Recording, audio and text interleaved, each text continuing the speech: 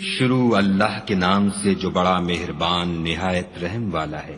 قیامت قریب آ پہنچی اور چاند شق ہو گیا، اور اگر کافر کوئی نشانی دیکھتے ہیں تو منہ پھیر لیتے ہیں اور کہتے ہیں کہ یہ ایک ہمیشہ کا جادو ہے، اور انہوں نے جھٹلایا اور اپنی خواہشوں کی پیروی کی، اور ہر کام کا وقت مقرر ہے، اور ان کو ایسے حالات سابقین پہنچ چکے ہیں جن میں عبرت ہے، اور کامل دانائی کی کتاب بھی، لیکن ڈرانا ان کو کچھ فائدہ نہیں دیتا۔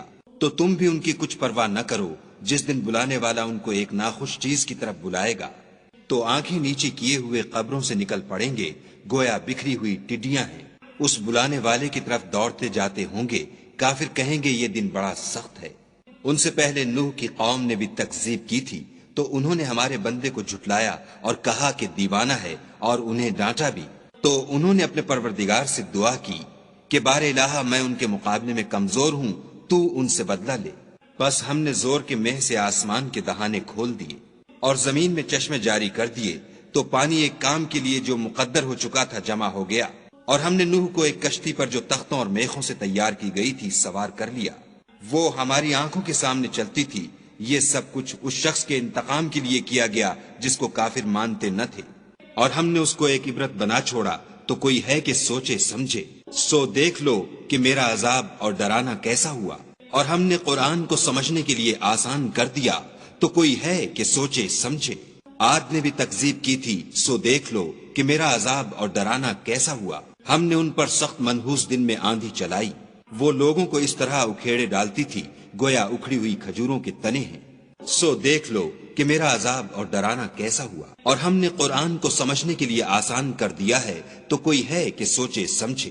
سمود نے بھی ہدایت کرنے والوں کو جھٹلایا اور کہا کہ بھلا ایک آدمی جو ہم میں سے ہے ہم اس کی پیروی کریں، یوں ہو تو ہم گمراہی اور دیوانگی میں پڑ گئے۔ کیا ہم سب میں سے اسی پر وحی نازل ہوئی ہے؟ نہیں، بلکہ جھوٹا خود پسند ہے۔ ان کو کل ہی معلوم ہو جائے گا کہ کون جھوٹا خود پسند ہے۔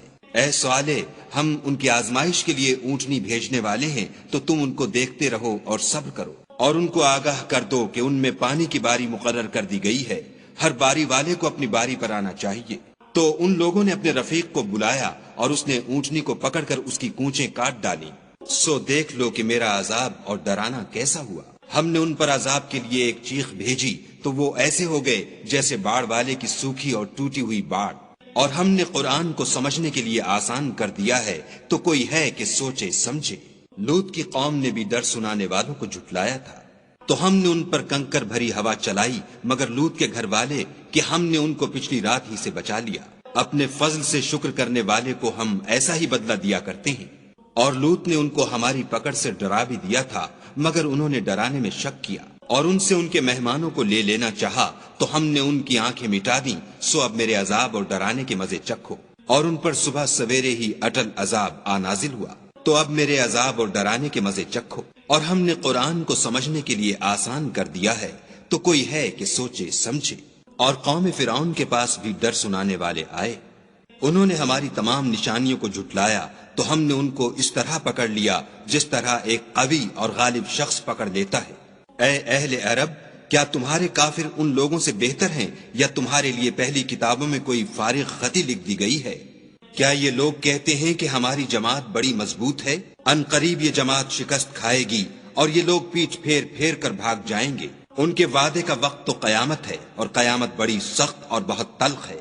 بے شک گناہ گار لوگ گمراہی اور دیوانگی میں مبتلا ہیں۔ اس روز منہ کے بل دوزخ میں گھسیٹے جائیں گے، اب آگ کا مزہ چکھو۔ ہم نے ہر چیز اندازہ مقرر کے ساتھ پیدا کی ہے، اور ہمارا حکم تو آنکھ کے جھپکنے کی طرح ایک بات ہوتی ہے۔ اور ہم تمہارے ہم مذہبوں کو ہلاک کر چکے ہیں، تو کوئی ہے کہ سوچے سمجھے۔